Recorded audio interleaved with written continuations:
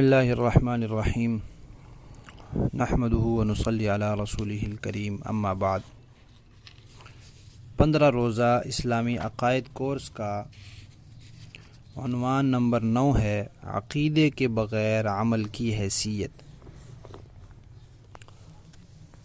تو ہمارے دین میں عقیدے کے بغیر عمل کی کوئی حیثیت نہیں ہے۔ اللہ تعالیٰ کے ہاں عقیدے کے بغیر عمل کی کوئی وقعت نہیں ہے، کوئی حیثیت نہیں ہے، آخرت میں اس کا کوئی حصہ نہیں ہے۔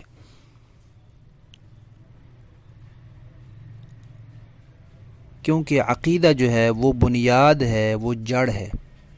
جب بنیاد ختم ہو جائے تو چیز ختم ہو جاتی ہے۔ جب عقیدہ ختم ہو جائے تو عمل بھی ختم ہو جاتا ہے۔ اس کے علماء نے مختلف مثالوں سے سمجھایا ہے۔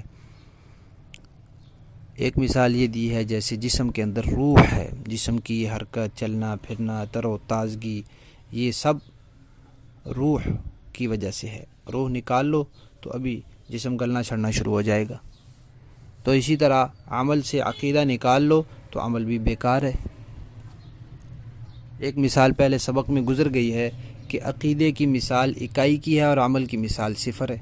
تو صفر لگاتے رہو، اس کا کوئی فائدہ نہیں جب تک پیچھے اکائی نہیں ہے۔ تو عمل کرتے رہو، اس کا کوئی فائدہ نہیں ہے جب تک پیچھے عقیدہ نہیں ہے صحیح۔ اسی طرح ایک مثال دی ہے جیسے درخت کا تنا اور اس کی شاخیں۔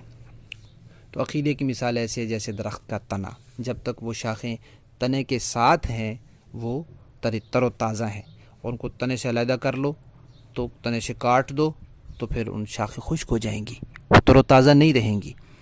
تو اسی طرح اگر عقیدہ درست ہے، اس کے اوپر عمل قابل قبول ہو سکتا ہے، چل جائے گا، لیکن اگر عقیدہ درست نہیں ہے تو پھر اس کے ساتھ جتنا مرضی عمل کر لو اس عمل کی کوئی وقعت نہیں ہوگی۔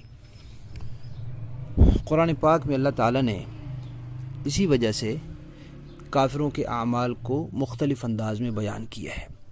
ایک جگہ فرمایا ہے والذین کفروا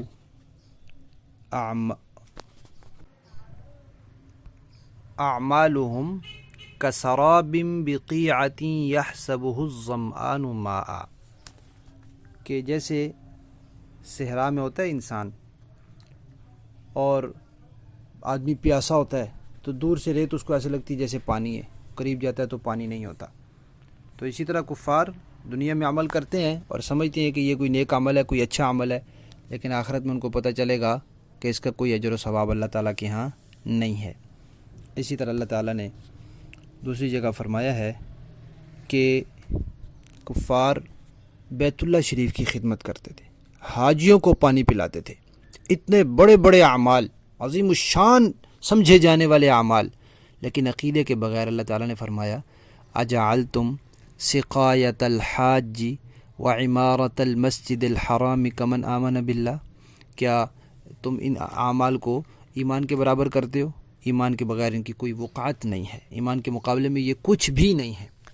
اور اسی طرح اللہ تعالیٰ نے قرآن پاک میں تذکرہ فرمایا ہے کہ دوزخ والے جنت والوں سے کہیں گے کہ ذرا جنت کا پانی یا کچھ جنت کی کھانے پینے کی چیز ہی ہمیں دے دو، ان افیضوا علینا من الماء او مما رزقکم اللہ۔ تو اللہ تعالیٰ کیا فرماتے ہیں ان اللہ حرمہما علی الکافرین، کہ اللہ نے یہ چیزیں کافروں پر حرام کی ہیں۔ کافروں پر جنت بھی حرام ہے، جنت کا پانی بھی حرام ہے، جنت کی خوشبو اور ہوا بھی حرام ہے، جنت کے خوشنما منظر کو دیکھ کر آنکھوں کو ٹھنڈا کرنا بھی ان پر حرام ہے۔ کیوں؟ پیچھے عقیدے کی بنیاد نہیں ہے، چاہے جتنے مرضی اعمال انہوں نے کیے ہیں، جتنے مرضی اعمال کیے، پیچھے عقیدہ نہیں ہے تو اس عمل کی کوئی وقعت نہیں ہے۔ اور اللہ تعالیٰ نے فرمایا کافروں کے اعمال ایسے ہیں جیسے کرماد اشتدت بہ الریح فی یوم عاصف، تیز آندھی والے دن میں راکھ ہو تو آندھی اس راکھ کو اڑا کر لے جاتی ہے، کچھ بھی نہیں بچتا۔ ایسے کافروں کے اعمال برباد ہو جاتے ہیں، کچھ بھی نہیں بچتا۔ کیوں؟ پیچھے عقیدہ نہیں ہے۔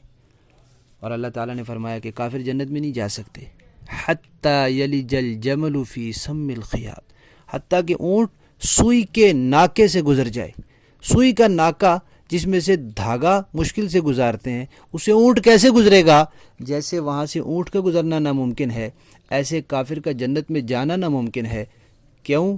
عقیدہ نہیں ہے۔ چاہے جتنے مرضی اس نے اعمال کیے، لوگوں کی خدمت کی، خرچہ کیا، محنت کی، سارا کچھ کیا، لیکن عقیدہ نہیں ہے، اس لیے اس کے اعمال کی اللہ تعالیٰ کے ہاں کوئی وقعت نہیں ہے۔